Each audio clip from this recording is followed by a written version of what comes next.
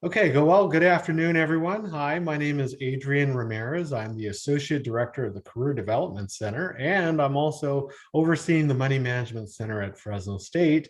And today we have a dynamic speaker, Carla Contreras from the Golden1 Credit Union, and she's here today to talk about the sandwich generation and what that means, that terminology means for you when it comes to money management. So welcome, Carla. We're lucky to have you today.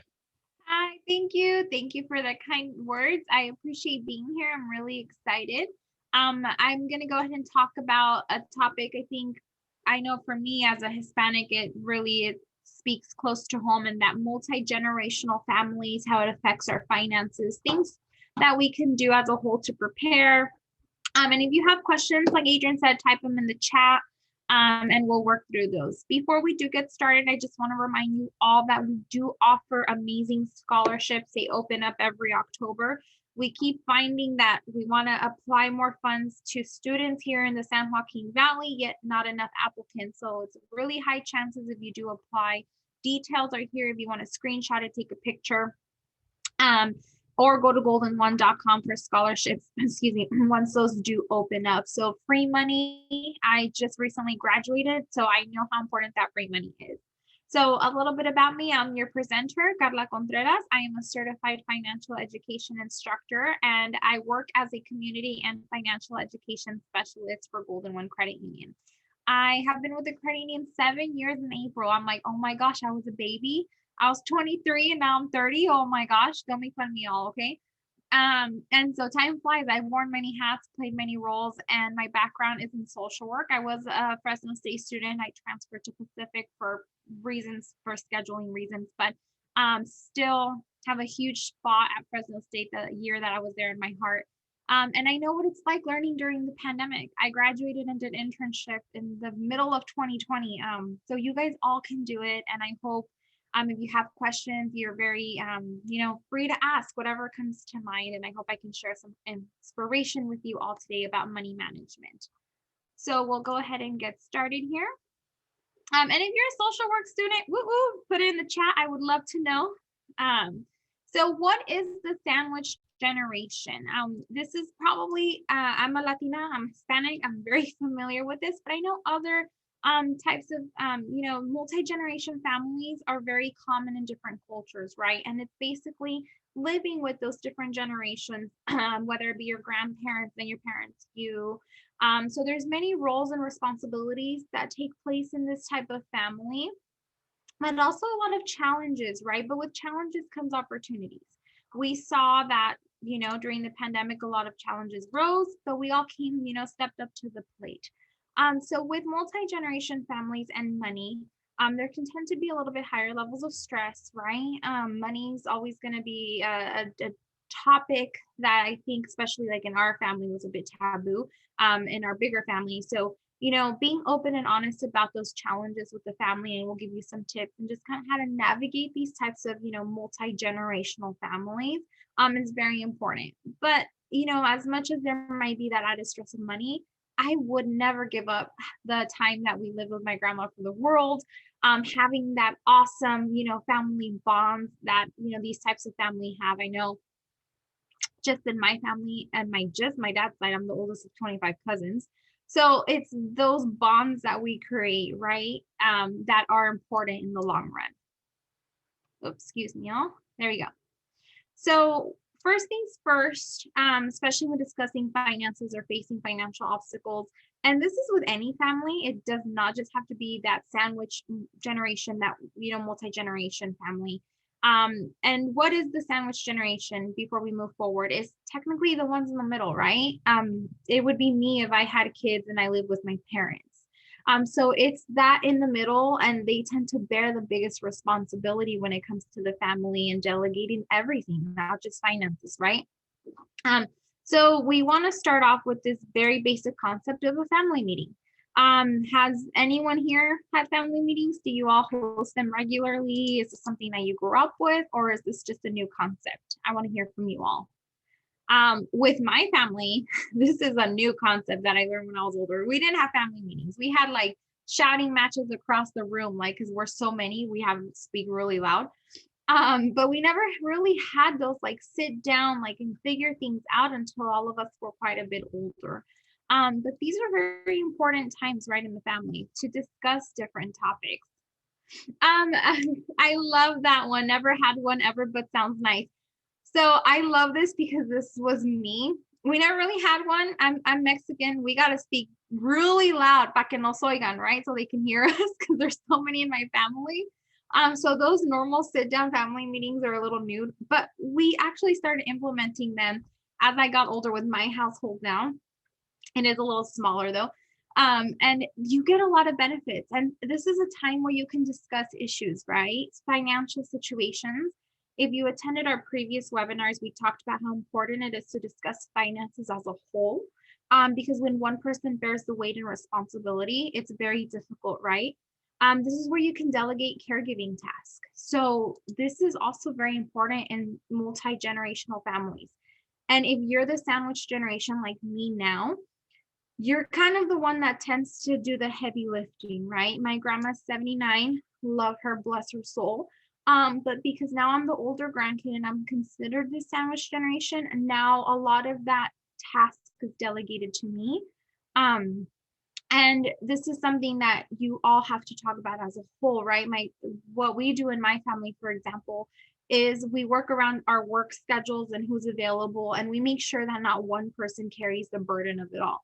This is also translates to your finances, right? And this is where that budgeting worksheet comes in very, very handy. So if you attended my previous webinars, you know how much we love the word budget. And does anyone here use a budget in their household? And if you don't, it's okay. Just like Rami, this was a new concept to me until I was in my late 20s.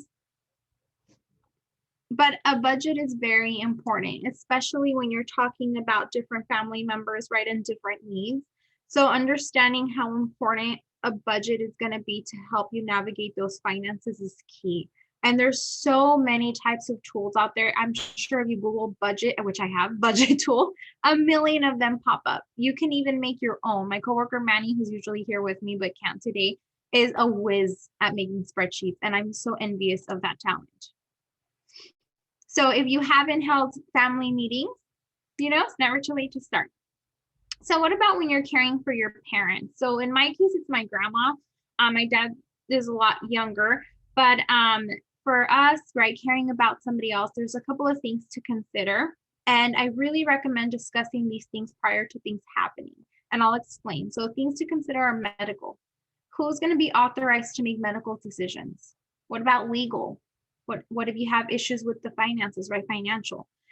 So these are issues that nobody wants to ever bring up because they're difficult, right? They're difficult to confront, but they're oh so important. When I was working at the branch, I can't tell you how many times families crossed this bridge and nothing was set in place. So if a family member, their parent or grandparent was in the hospital, for example, and they needed to pull funds to pay for the hospital's bills, they couldn't because nothing financially was established to make them power of attorney or to be on an account. And then you'll hit that roadblock and it's very messy. So if you are a person who's a caretaker for grandparents, parents, even children, whatever it may be, make sure that these things are in order, your medical, your legal, your financial, all of these things, and discuss these openly.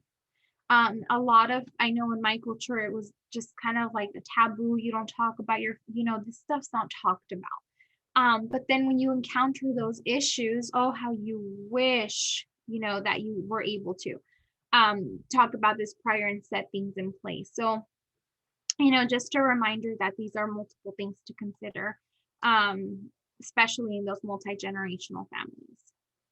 So what type of information should you gather? You know that there's those things that you kind of have to take care of, but you have to assess the needs of the person you're taking care of if you do see yourself in that sandwich generation. So are there physical needs that you need to take care of, right? So maybe you need to become power of attorney for certain things. What about emotional needs? And I think in this case, we're going to focus on the financial quite a bit. So what are the financial needs of this person? And what assets, income, the debts, liabilities, what do you have to take care of?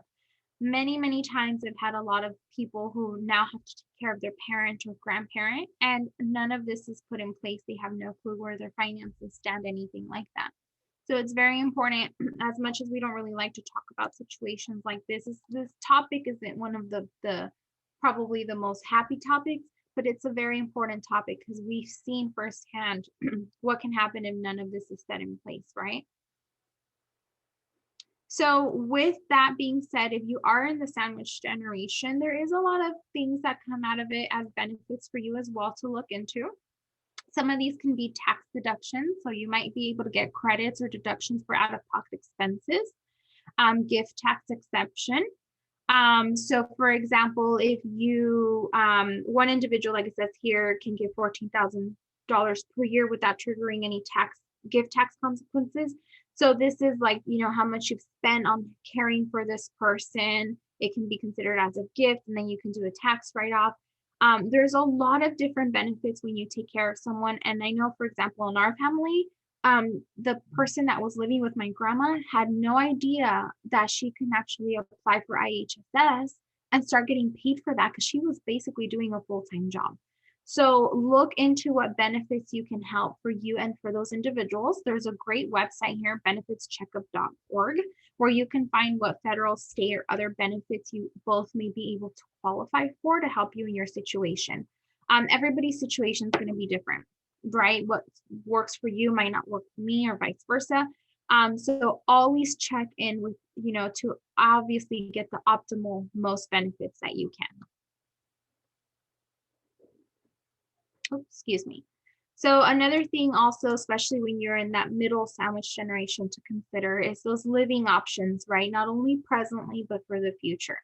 Again, these are topics that sometimes we don't want to talk about, but they're going to really help alleviate the stress of making those decisions on your own. So speak to your loved ones. Consider what type of living options that they're going to want, whether it be maybe assisted living, and what are the costs for that? How is it going to get paid, right? Or in-home care. And again, what is going to be, the cost and the burden of the responsibility, who's going to be there the whole time. And definitely always remember to address important issues, right, on the quality of life. So when you're living with someone and you're considered the sandwich generation, these are always things that you have to think about too. It's not just financial, but the physical and emotional well-being of the person. For example, we're always on my grandma's case. Have you ate today? Are you drinking enough water? Did you walk today? So taking care of someone and carrying that burden falls way past just the financial responsibility. So let's talk about the legal documents. I think this is very important. We talked a little bit about power of attorney and these, but let me explain to you more in detail what those topics actually mean. So there's a health proxy. So basically, when you're a health proxy, somebody appoints you to be able to make their healthcare decisions for them if they cannot themselves do it. So speak for themselves, or maybe they're medically incapable. If you are a child or grandchild of someone that you care for, you definitely need to have these things in place. We've seen time and time again, when you don't, how difficult getting care or making decisions can be. The next one is power of attorney. This is probably one of the most important ones. And this gives someone the authority to act on behalf of someone else in legal and financial matters. So the bank, we talked about earlier, the example, if your loved one is in the hospital and you need to do any type of banking on their account, unless you're on the account or have a power of attorney, you won't be able to. So this is something that at my grandmother's age of 79, and we're so incredibly lucky that she's still healthy and amazingly in great shape, we have to look into as her grandchild and also her kids, so my aunts and uncles, who's going to have the power of attorney, who's going to be able to make those decisions for her if she, for any reason, cannot. And then even if you're, we're talking about doing this for the people you care for, a will. A will goes for everyone. If you have dependents, if you have kiddos, I don't have kiddos and I still have a thing, something that addresses what's going to happen. this is not a topic we like to talk about, right? These are ugly topics, but we have to prepare, because when things aren't set in place prior, they get very difficult. And when you're grieving or something happens, the last thing you want is to deal with these things. My mom passed a few years ago, and I was so incredibly lucky. She was an amazing woman, but she also had everything prepared. So while I'm grieving and dealing with that, I didn't have to worry about making these decisions. All of her final wishes, everything was prepared for us, so that the thinking on our end was minimal. So I'll leave it open here a minute or so for questions, because these topics, not only can they get pretty heavy, but they can get a little muddled and confusing. So does anyone have questions on any of this, like health, proxies, power of attorney, will, or anything of that sort? So I have, oh yes, Adrian. So for Yeah. everyone, you want to go Yeah, ahead? it's just, I just wanted to share with you Yes. and everyone. This is a great information to have. I mean, for the first time, I'm older than you, obviously, Carla, but for the first time, I created an estate plan for myself, which, has to distribute not only my financial assets, but also has to do with health proxies and power of attorney. So that was an interesting experience that I had last year. But I got it done. I got it notarized, and it's an official document. So the people I designated as the individuals to, if I become incapacitated for whatever reason, can make decisions for me and so on, and I can pass it over to them. So it was really difficult, but this is a great topic to discuss with individuals to prepare early. Yeah. Yeah, and I love that example, Adrian. And it's never too early or too late. And especially like if you have kids or anybody you take care of, that is absolutely such an important thing. I have a question from Brittany. Can anyone leave a will, or do you have to have a specific amount of money? Anyone can have a will, because maybe you don't have money, but you have assets. Like, I'm be honest, I'm not rich, not yet. I haven't won the lottery. I'll let you all know.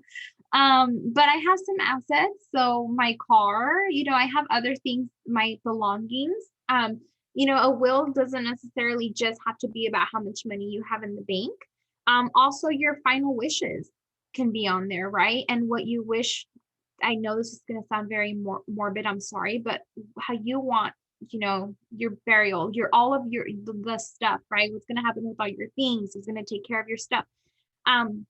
There's so much more that comes into estate planning, as Adrian mentioned, than just the financial part of it. What about the health part of it too? If something happens to you and you're incapacitated due to health, who's going to make those decisions, or what do you want to be put in place for you? So anyone can have one, and there's different types of things. There's wills, there's trust accounts, there's health proxies. We mentioned power of attorney, and they all do kind of something different. A trust normally it does encompass more. Trusts have to be done by a lawyer usually. They're a little bit more expensive, but if you don't have the funds or the means to do that, then you can do something like a will that's notarized.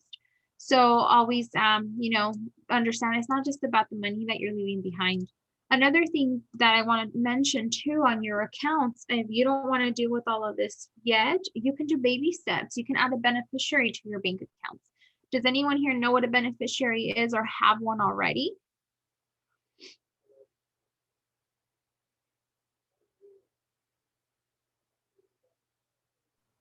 And it's okay if you don't. A lot of people don't even know you can do this. So what a beneficiary is on an account is a designated person. They're not on your account, so they cannot touch your funds or don't have access to anything.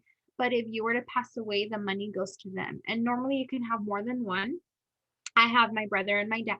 You do need usually some information like name, birthday, maybe social. But it's very important to, at least for your bank accounts, have a beneficiary. So if you don't want to deal with all of the other stuff, then you can also just add a beneficiary. Same with like if you have life insurance through work. So I have a question from Dianara. What is the difference between health proxy and power of attorney? So that's a good question, because sometimes people have one and they use it for one thing and it doesn't work. So a health proxy is basically everything to do with doctors' health, right? Anything healthcare. So if you have a health proxy, if say I was my grandma's proxy for anything health, I could only make decisions for her medical stuff. So if we're at the doctor and a decision needs to be made, I can do that. it would not grant me any power over her personal affairs, or her bank accounts, anything legal like that. Power of attorney, depending on what you add on there, would give you that. Some power of attorneys already have it included that you can make health decisions, so you don't need both. A power of attorney is also a little bit more broad and covers more, so it's like a bigger umbrella. But you do have to make sure you put it on there, because I've seen power of attorneys that say, oh, this person can handle her legal matters, so she can go get an ID for her, she can go to Social Security for her, but it doesn't say anything about her finances.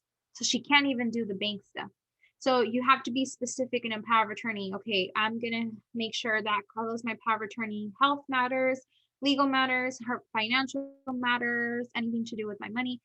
So it has to be a little bit specific. So health proxy just deals with health. Power of attorney is like a bigger scope, bigger umbrella. It can cover more depending on what you put on there.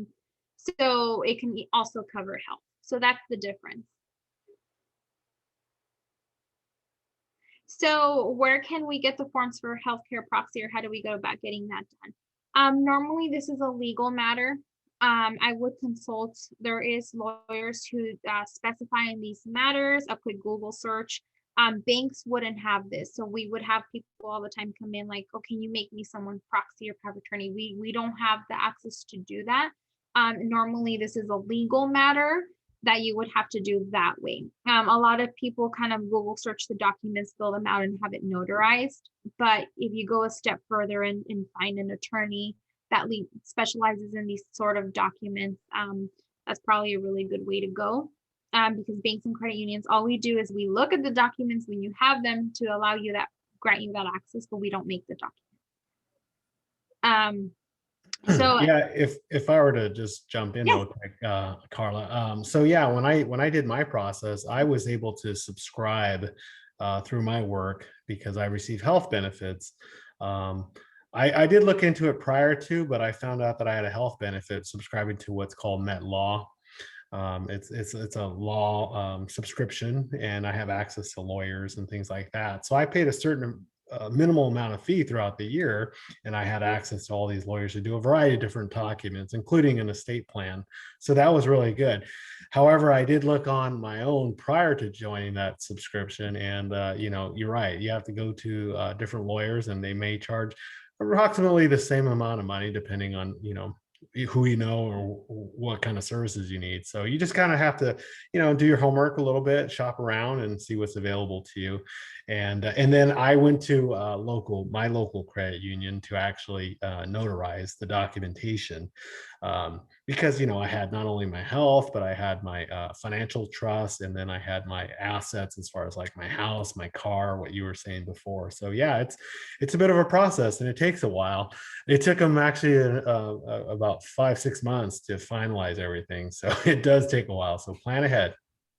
That sounds accurate, Adrian. Yeah, your experience sounds very accurate. So that is a great benefit if you all are employed. You never know what benefits your employer offers. I know some people have mentioned LegalZoom to me, where it's the same concept that Adrian said, just a different company that offers it, where you do a subscription and you do it online. A lot of business owners use it. Small business owners, or there's that one, or you can just speak to an attorney. You know, if you Google attorneys in Fresno, I'm sure a bunch pop up.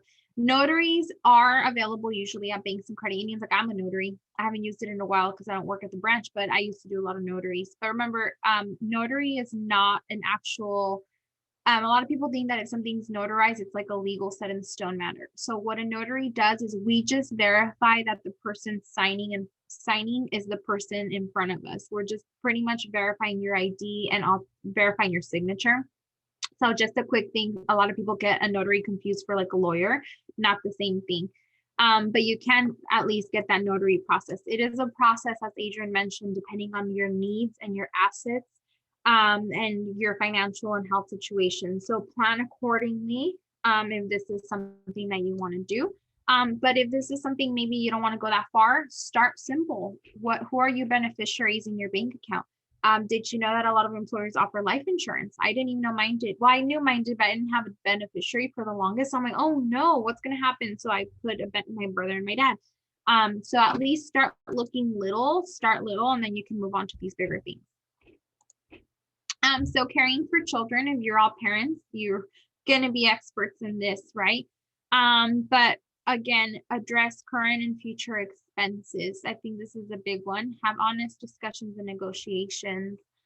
Same as we talked about with the family planning, right? Manage and balancing the responsibilities and needs. Unfortunately, this pandemic, if you are a mother, all my respect to you, because a lot of my friends who are mamas are working from home and, taking care of the kids and being teachers. So you're super women, is an understatement. But again, this is also another thing that a sandwich generation have to deal with, right? Our children, our parents, or grandparents. So there's a lot that you have to discuss and have managed. And, not only should you have the will for your parents or grandparents, but for your children. So some of you mentioned, how can I get a will and stuff? Well, if you do have children and dependents, it's very important to have your stuff situated and taken care of. So another thing to talk about here is education. We're going to move over now to your children, because if you're sandwich generation, you're right in the middle, right? So most will have parents or grandparents to take care of, and then children. So if you do have children, some financial things to start thinking about is saving for their college education. There's tax advantages that some people that are parents don't take advantage or don't know about. I know something's going to be passed into law with the package that passed that's going to do some amazing things for parents regarding a lot of advantages.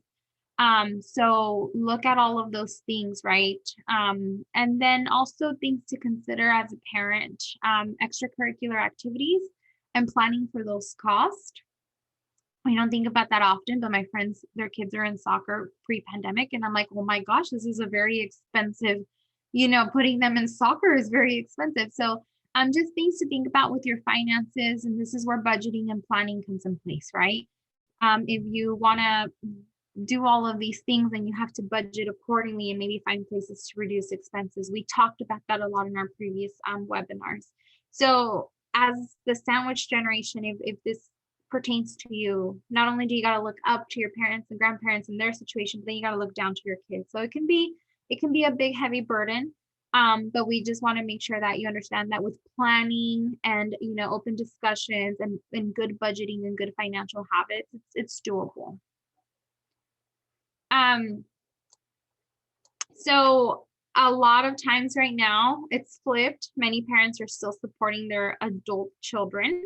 If you're in this case, if you're a parent and you have teenagers or young adults, or if you're an older parent and you have, young adult children, this is a situation a lot of people are seeing themselves in, right? My brother still lives with me. He's 25.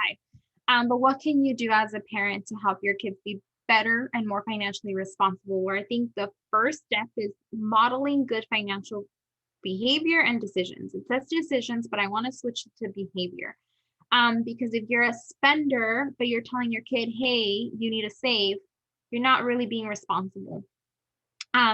So I like to talk a lot about having goals as a family. If you were here for our budgeting and savings workshop, we talk about goals and SMART goals and how to get the family involved, right? Because I mentioned earlier, if one person's doing the heavy lifting, it's going to be very difficult. So being open and honest, if you want to teach your children a habit, you do it yourself, right? Not the opposite. If you do see yourself in this situation, you can sometimes still claim adult as dependents. So especially now with all the COVID relief and tax things that are happening, if you do see yourself in the situation and you have an older child who lives with you who's already over 18, definitely speak to a tax preparer or a tax specialist, because you might be able to still claim them as dependents and all of that stuff. I always recommend, if you're in this kind of weird gray area with your children, or if you have a dependent at home, to speak to a tax preparer. For example, I was my brother's legal guardian when he was 13, I was 19. So our situation was unique, but because I was able to speak to a tax preparer and claim him for a few years as a dependent, because that was our situation. I was his guardian. I supported him. So there's a lot of situations that we're in that we don't know, that sometimes they can give us really good tax benefits or additional benefits and income. Any questions on this area before we move on? The picture they have here is making me hungry because I haven't had lunch. Just saying, I'm like, that looks so good, that pasta right there. So we talked about a lot in this PowerPoint about caring for everybody else. And not only is this my favorite slide, but I am a social work major. So self-care is very important to me. And I want to talk about that, stop and talk about you, right? You have to be taken care of as well. You cannot take care of others if you do not take care of yourself, right? It's very difficult. So how can you do that? Create your own budget, right? Always come back to it and reevaluate it. If you do have debt, and we talk about this in our SMART goals and budgeting and other workshops, have a plan for that debt repayment, right? There's those two very popular debt repayment methods called the snowball and avalanche method. Great to look up. I know that I think his name's Ramsey, the financial guy. He talks a lot about, he wrote a whole book on it, but those two are very good debt repayment plans. And if you see yourself in a situation like that, you know, it's difficult to care for others when you're trying to figure out your stuff. And don't forget how important it is to save for your retirement. I cannot tell you how silly I felt when I didn't set up immediately my 401k with Golden1. It took me like about a year and a half in, and I lost a year and a half of them paying into it. A lot of employers will match or double what you do to your 401k. So if you are at a place of employment and you don't have one, do you know if they offer one? Not everyone does, but if they do, take advantage of these retirement plans that your employers offer. I felt very silly not knowing that, or just being afraid to ask how to set it up until my boss took it upon himself to ask all of us if we had it, and he helped us. So remember, save for your own future, right? And having a care plan in place. So if you're full time and you're taking care of your parents, how are you going to manage all of this? This is time management, not only financial management, right? So think about what works for your family. Think about, you know, the balance and how to go about that, and how are your choices going to affect your family's finances. So it's interesting throughout this PowerPoint, you see how everything's kind of like intricately connected, right? But you're important as well. So sometimes when we're caregivers, we forget that. We put ourselves on the back burner, and that's not good. And it's not mentioned on here, but take your own self-care, whether it's reading a book, taking a walk, you know, when you're caring for other people. If you have kids right now, try to find even 10 minutes to sit down, breathe, and do you, right? Does anyone have any cool self-care things that they do? That's our next topic. It's like my favorite is mindfulness and self-care. But if you all have your own little method of self-care you want to share, I'll share mine. I recently got a free 3-month subscription to Apple Fitness, and the gyms are all closed in my area, but working out was always my moment, my time. Oh, Brenda, yay! I love it. And you're a Contreras. You get double points. Yeah, I can't where I'm at, they're all closed. But that was my time. I was listening to my own music. I don't, you know, like you're in your brain. So I downloaded the Apple Fitness app. They have some yoga, mindful meditation, and even if it's 10 minutes of breathing, like I feel better after. That's mine, right? I also like to read, but with work and stuff, sometimes it's a little bit difficult, but find what works for you. I love yours, Brenda. I have to get some gym hints from you, workout tips. If you haven't, check out the Apple Fitness app. It's really fun. You get it free for a couple months. There's no gym here, so I had to make one at my house. You can't see it, but I have like a bike right there. But another thing, you know, we talk about, and to finish this off, is preparing for the unknown, right? We have to take care of ourselves, but our needs as well. I can't reiterate how important an emergency savings is.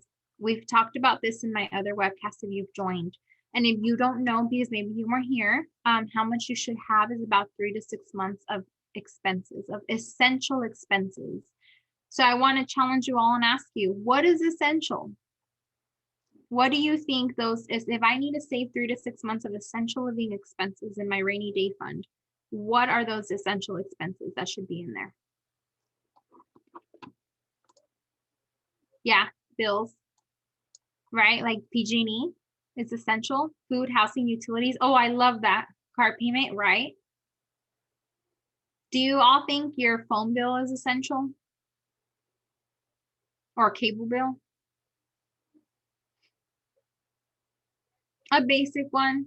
I think most of us don't have house phones. So I like what Myra said, because with the phone bill, it's kind of like half and half, right? Because of school, or maybe your kids are using it for their school. But maybe you can go down to basic, right? Internet, I consider essential. I feel like maybe I can get the basic on my phone and use the internet at home with the Wi-Fi, right? Yeah, so essential is different for everyone, and as times change, essential changes, right? But I would say that your Hulu and Netflix are not essential, cable's not essential, shopping isn't essential, Amazon, things like that that aren't essential can be cut back. And that 3 to 6 months of emergency expenses should be the essential. So somebody gave a quick little food, housing, utilities, and then you add your car payment, things like that, right?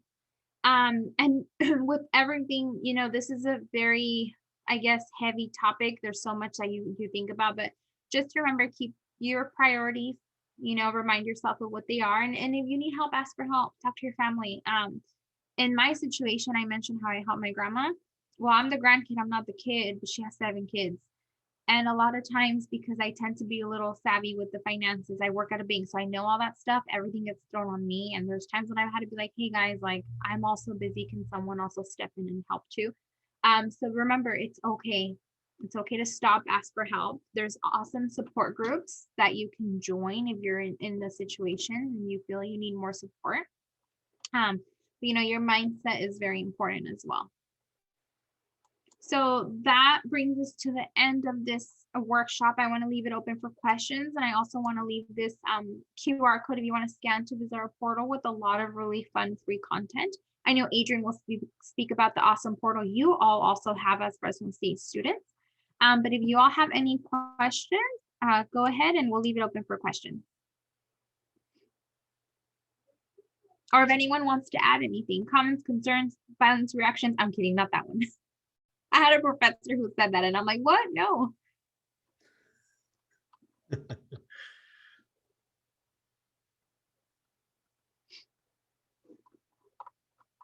Now, this is more of a straightforward topic. It kind of just gets us thinking. It's not the funnest, but it's important. It's important to be prepared.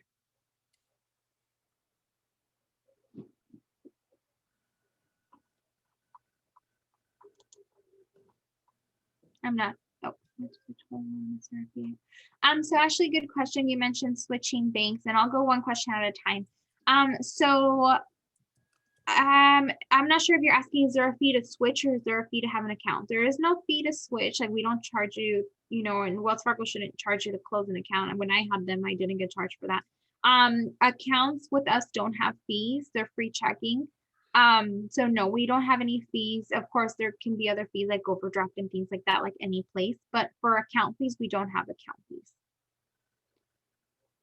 Someone's asking, Adrian, I think that one's for you. Yeah, for those students who want to receive credit for this workshop, I guess probably the easiest way to do it would be to take a screenshot that you're here currently right now. That way you can demonstrate it to your faculty or whoever's asking that you attended, because we don't know which person on campus is asking for that. So probably take a screenshot of this would be best. Also, I'm posting right now the link for the giving feedback on today's webinar, the content, the presenter, and future topics that you'd like to hear from as well. And so if you click on that link, you'll be able to do the survey. And we appreciate any other questions or comments from students that want to know. This is a really good topic. I mean, this is something that we all have to think about. And we have to take care of our future parents. They took care of us when we were children, and so on. And I'm in the same boat. I'm just like Carla. I'm in the same boat, having to deal with my financial obligations with my older parents and myself and my brothers and so on. So it's challenging. It's difficult, but if you're prepared, all that anxiety and all that sadness that occurs and things just happen will be dealt with properly and sooner. So thank you, Carla, for doing that. No, my pleasure. Thank you, Ashley. That was a lovely comment. And it's true. Even if you don't have kids, maybe you're the oldest in a Hispanic household. If you're the oldest, you have to figure everything out and teach the younger. That's kind of how it works, right? So all of this is very close to home with my grandparents. I still help my dad all the time, and my brother who was with me. So this might not pertain because you don't have kids. Maybe you're a sibling, you're an older sibling in a household and you bear that responsibility. I'm first generation born. So then I even had, if you're first generation born, you might know that responsibility, no matter what culture you come from, where you have to help your parents kind of navigate, right, this new situation. And as a child, I did that, translating whatever it was. So hopefully you all got some good information. I appreciate all the feedback. I appreciate you all welcoming me here. I have so much fun doing these presentations all the time. Okay. Well, thank you. And for those of you who want to follow up, we're going to post this video on the YouTube channel for people to view. Just go to the Career Development Center website and look at our YouTube channel, and you'll see this on our playlist probably by tomorrow or next week for sure. So you can have access to the recording if you'd like to hear it over again, some of the content for you. And again, thank you so much, everyone. Have a great day. Thank you, everyone. Bye.